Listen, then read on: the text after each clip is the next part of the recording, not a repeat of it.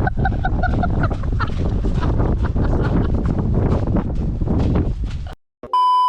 guys!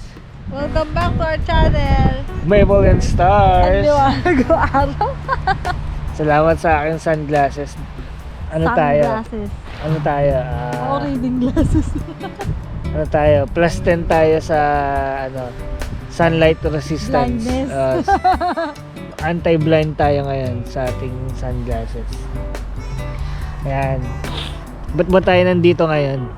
Kasi merong bagong inopen ng Alberta na program. Di ba? Tawag nila is AAIP. Bakit? AAIP? Yan. Ano ba yung AAIP? Base dun sa sarili naming research, sarili naming intindi, is isa siyang parang bagong stream para sa mga immigrants para maging PR sa Alberta. Oo. Sa Alberta naman siya. Pero meron silang selected na sector or industry na kumbaga yun yung pina-priority nila or yun yung ina-accept nila na mga trabaho para mag-qualify dun sa program nila. Ano bang industry yun? Tourism and hospitality stream. Yan, so yung mga tourism and hospitality. Yung AAIP, si Alberta Advantage Immigration Program, focus more sa tourism and hospitality. Ayan. Nakalagay kasi doon sa website nila kung paano mag-apply, ganyan, ano yung requirements na kailangan, merong fee, ayan. Nandun siya lahat. So, ano ba yung hinahanap nila sa tourism and hospitality? Check natin, no? Kumbaga guys, bigyan lang namin kayo ng kumbaga overview dun sa program. Oo. Since, ayun nga, gaya ng lagi namin sinasabi, hindi kami, immigration consultant. So, mas maigi pa rin na sa immigration consultant kayo mag-inquire. Kumbaga, nandito lang kami para magbigay ng konting info. So, ano ba yung eligible sectors nung tourism and hospitality? Ayan, about sa accommodations, ayan, food and beverages, indigenous tourism, recreation and entertainment, ayan. So, pero dyan, yung mga kababayan natin na nagtatrabaho sa mga, kumbaga, siguro sa mga resort, Oo. ganyan, sa mga casino, well, tsaka yung pinaka-common sa ating mga kababayan, nagtatrabaho sa mga restaurant. Mm-mm. So, pasok dyan yung mga food service manager, Oo. food service supervisors, bartenders. Oo, ayan o. Ano ba yung mga eligible occupations ba? Program leaders and instructors in recreation, sport, and fitness. O, di ba? Restaurant and food service managers. Ayan. Accommodation service managers, food service supervisor. Ayan. Chefs, cooks, bartenders. Ayan. At the Hotel front desk, di ba? Tour and travel guides, di ba? Outdoor sport and recreational guides, mga guides. mga food counter attendants. Servers, food counter attendants, ayan, kitchen helper, So, kumbaga cleaner, janitor. anything that has to do with restaurant nga, food industry, siguro pati hotels, ganyan. Meron din janitor, heavy duty cleaner, Oo. bike cleaner. Basta siguro, kumbaga kunyari, janitor ka dun sa parang tourism or tourist spot na lugar, yun, doon ka siguro mapapasok sa kategory na yun. Kasi, as far as I know, yung skill na janitor is hindi siya skilled or parang hindi siya ganun ka binibigyan ng importance or priority sa mga PR streams. So dito siguro kung kahit janitor ka, basta yung kumpanya or yung location na pinagtatrabahuan mo is pasok or qualified or categorized as tourism or tourist spot siya, tourist destination, baka pwedeng mag-qualify. And again, sabi nga ng wife ko, Hindi naman kami mga licensed immigration consultant. So do your research then, and if you're not that confident, seek kayo ng help sa professional na consultants. At the time na yung application nyo is na-submit nyo na at ina-assess na siya, kinakailangan na you must be living and working in Alberta in an eligible occupation. So yung mga nabanggit namin, so dapat nakatira na kayo sa Alberta. Hindi pwede yung hindi pwede yung kumbaga remote work ka. Kunyari, yung kumpanya mo nasa Alberta, tapos ikaw naka-remote work ka sa Ontario, hindi pasok yun guys. Kailangan nasa Alberta talaga kayo mismo. At saka meron kayong valid work permit based on a positive LMIA for an eligible occupation. Ayan. Please note that maintained status is not considered a substitute for a valid work permit. Ayun. Kailangan nila ng work permit. Part kasi siya nung requirement. Ayan. Tapos, meron din silang requirement sa work experience. Diba? Kailangan you must have been working full-time 30 hours per week minimum with an approved tourism and hospitality employer, yung mga nabanggit namin, for a minimum of consecutive of 6 months. Para sa akin, yun yung pinakamaganda doon guys. Kumbaga, kunyari, nagtatrabaho na kayo doon sa Alberta as a food counter attendant or janitor, front desk help, ganyan. Basta mga 6 months lang kayo na tuloy-tuloy na experience doon sa kumpanya na yun, doon sa trabaho na yun. Basta mga 6 months kayo, 30 hours per week, goods na yun. Parang pwede na kayong mag-apply dito sa program na to kung based doon sa work experience. Pero may iba pa kasi silang requirements. Kagaya ng sa language exam, ilang grade ba? Ilang CLB score ba yung kailangan nila? 4. So kailangan, ang nire-require nila na language proficiency na na score mo is CLB 4. So ang isa din kasi sa kailangan nila in terms of contract, kailangan full-time work ka, minimum of 30 hours per week, kailangan paid work under an employer ka. Ibig sabihin hindi siya cash job, kumbaga, di ba? Kumbaga, kunyari, kahit magtrabaho ka ng ilang taon as food counter attendant, tapos cash naman ang bayad sa'yo, hindi counted yun. Bawal. Oo. Ayan, meron din sila naka-indicate dito yung mga ineligible applicants based on job offer. Part-time, so hindi nila tinatanggap. Casual or seasonal employees, regardless of their work, di rin nila tinatanggap. Ayan. Independent contractors, business owners, or temporary agency workers, ganon. Kumbaga kailangan full-time and permanent yung trabaho mo or yung offer ng trabaho sa'yo. Tapos, kunyari, kung outside Alberta ka, ganyan, tapos apply kang trabaho, job hunting, ang kailangan na job offer sa'yo, ang minimum, 1 taon. Kumbaga, tatagal yung trabaho mo ng 1 taon. Tapos ito pa, employees who work in Alberta in a place of employment that is not zoned for commercial or industrial operations, such as home-based businesses. So, yung mga Yung mga ayaw. Hindi pwede.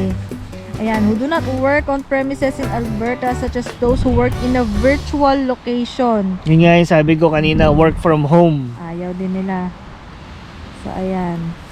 At ayun, yung language requirements nga, kailangan meron kayo nung either CELPIP, IELTS, TEF, and TCF. So, tinano na namin to doon sa dati nating video. Yung mga language na pwede nyong gamitin. Oo, which is this minimum of 4 for each English language skill or minimum of 4 for each French language skill. So, kumbaga, kailangan yung speaking, listening, reading, and writing na categories nung language exam. Ang minimum na score nyo is 4. 4, oo. Kaya natin yan, guys. Oo. Ayan. So, next is yung education requirement. Ayan. Ano ba ang education requirement? Kinakailangan yung mag-provide ng ECA. Nadiscuss na rin namin dati yung ECA. Parang ano siya, isesend nyo dun sa ECA yung ano nyo, documents nyo. Yung credentials nyo, Mhm. educational credentials. Tapos, i-evaluate nila yon kung ilan yung equivalent niya na years of education. Yun, for example, yung sa akin is 4 years na BS Psychology. Tapos sa ECA, ang equivalent nila is parang 3 years. Ganon sa education ng Canada. Ganon. Pero dito, ang minimum na tinatanggap nila, equivalent, I guess, is until Canadian high school na equivalent. Kumbaga, kahit na yung work or yung educational experience nyo or yung educational attainment nyo is pasok sa equivalent ng Canadian high school, pwede na kayo mag-apply. So, kumbaga hindi kailangan siyang college graduate or bachelor's degree, basta high school graduate in Canadian qualifications, pwede na. Ayan. So, yung gagawin nyo is meron silang portal. I think kung meron kayong agency, pwede rin gawin to ng agency. Oo, kumbaga kung hindi kayo ganun ka-confident mag-DIY, syempre, yung iba, yan nga, future yung nakasalalay, ayaw i-risk, pwede kayo mag-seek ng help sa professional. Yan, so meron nandito, pupunta kayo dun sa portal nila. Ayan, kailangan nyo lang read yung terms and conditions, kung na-meet nyo yung certain requirements na nabanggit namin, magagawa na kayo ng application online dun sa portal ng AAIP. Ayan. AAIP? Meron doon nakalagay din yung tips for using, ganyan. Tapos yung mga documents, checklist na kinakailangan ninyo. Ayan. Tapos So, meron din kung meron kayong spouse or common partner, meron din silang form na sasagutan. Ayan. Ipopost namin yan dito sa video na to. Pero lang to guys, ayun nga, ulitin namin, di naman kami immigration consultant. Do your own research. Lang to, share lang namin yung bagong information na to para sa mga kababayan natin na nag-aspire maging PR or maka-move dito sa Canada, specifically sa Alberta. Oo, ayan. I-run down natin yung checklist kung kung interested kayo. At least nandito na siya sa video, no? So, ano ba yung mandatory forms and documents required by all candidates? Valid passport. Obviously. Siyempre. Oo. Upload only the personal information page and any pages showing the expiry and renewal date of your passports. Yung lang parang Front lang yun. Yung front usually details. front or back nandun lang siya. Work permit, ayun. Kasi nga kinakailangan, 'di ba, ka? Oo, syempre, di ka naman pwede May mag-work. experience ka, Hindi ka oo. pwedeng mag-work pag wala kang work permit. Ayan. Tapos, hinihingi din nila yung mga past Canadian work permits kung meron man. Yung mga dati ninyong trabaho. Tapos, LMIA. Ito na naman si LMIA, no? Upload all your LMIAs from Services Canada Employment. Include a copy of both the confirmation letter and annex for all LMIAs uploaded. Anything probably related to LMIA, kailangan niyo siya. Ayan, yung language test, kailangan niya din yan. Yung ECA. Yung 4 for each language test na score na kailangan. Yung education, which is yung ECA, ayan.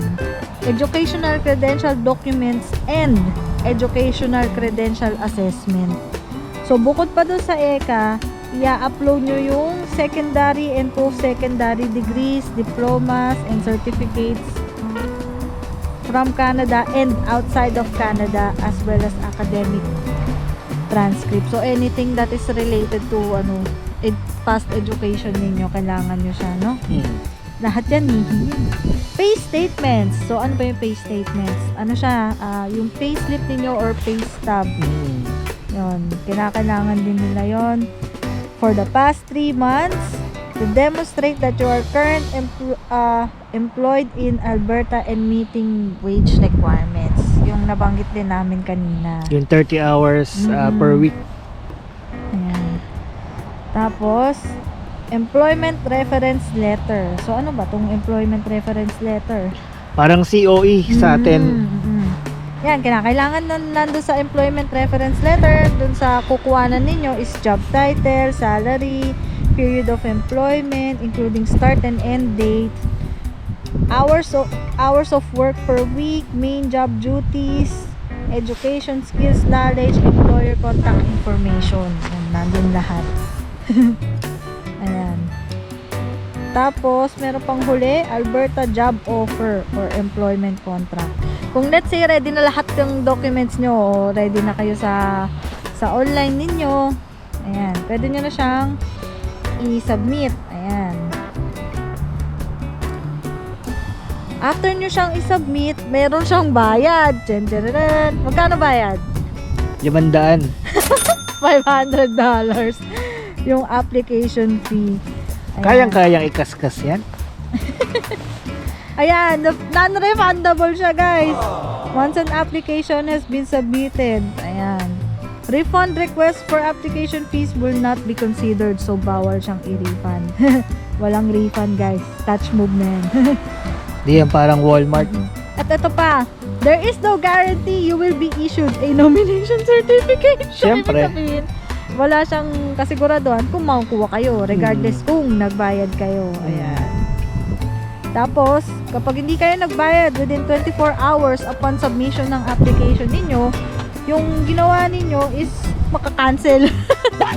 So, ayun. Kailangan bayad agad. Bayad agad upon apply within 24 hours. Ayan. Ayan. Ano na mangyayari after nyo mag-apply, di ba? Let's say, kapag nakuha na kayo, makaka-receive kayo ng email sa kanila. Kung, paano kung hindi kayo nakuha? Makaka-receive din kayo ng email kung decline yung application niyo. Ayan. Pwede ba mag-request for reconsideration kung sakaling ma-decline? Yes, of course. Pwede. Syempre, may bayad. Magkano? Ayun, 100 naman siya yung bayad niya. Again, hindi siya guaranteed kung kung after reassessment, ma-accept kayo, di ba? Wala rin siyang guarantee, ganyan. Tapos, lahat yun gagawin nyo sa portal nila. Portal ng Alberta. Government of Alberta. So, kung ikaw, isa ka sa mga kababayan natin na nandito sa Canada, and nahihirapan ka, kumbaga na ma-PR dyan sa current na location mo, province mo, tapos siguro kung pasok yung experience mo sa mga nabanggit namin or dun sa mga kabilang na experience dito sa program na to, by the way, ipuput namin yan yung list ng mga trabaho na pasok doon sa requirements nila. Baka pwede mo makonsider na mag-move sa Alberta and itry tong program na to. Kasi marami kaming nakikita ng wife ko online na nahihirapan daw sila ma-PR sa ganitong lugar. Kaya yung iba nag-move to other province, and yun nga, parang naging sikat na destination is ito, tong Atlantic province. Ginagawa nilang PR, tas balik na sila dun sa gusto nilang province talaga. Pero ito, lalo na syempre kung nasa Alberta na kayo, tapos yun nga, hindi skilled yung trabaho, ganyan, janitor or front desk attendant, consider nyo to, tong program na to. Sayang, bagong launch lang to, guys. Parang this March 2024 lang siya. Ayun lang, guys. Yun lang, guys. Share lang namin uli yun nga, itong bagong information, bagong pathway para maging PR dito sa Canada. As we promised na yan, if there's any update, isi-share namin yun sa inyo para makatulong sa mga kababayan natin. Ang nga lang downside is dapat nga nasa Alberta ka na at kailangan may trabaho ka. O kaya, willing kang mag-move sa Alberta, ganun. Maganda naman sa Alberta, sabi nila, mababa daw ang tax doon. Mababa tax doon. Tapos mainland pa. Tapos maganda rin ang mga sceneries, ganun. Maganda daw doon sa Alberta. Oo. Weather lang yung medyo mahirap kasi sobrang lamig. Sobrang lamig daw. Mas malamig pa dito. Lahat naman sa Canada, malamig. Oo, pero I think pumapalo siya ng mga minus 40. Minus 40, minus 50 doon eh. Pero carry bells lang yun. Yung tipo may frostbite warning na. Kaya natin yan, Pinoy tayo. Ayun. Yun lang, guys. For more information like this, yung mga ganyang updates with regards to immigration, sana mag-like and follow kayo sa aming mga videos para updated kayo. Ayan. Best of luck with your journey sa inyong Canada. Yes. Try nyo lang. As long as meron na kayo requirements, di ba? Go. So maraming salamat. For tuning in. Yes. Yan. Be sure to like and subscribe. See you guys in our next video. Bye-bye. Bye.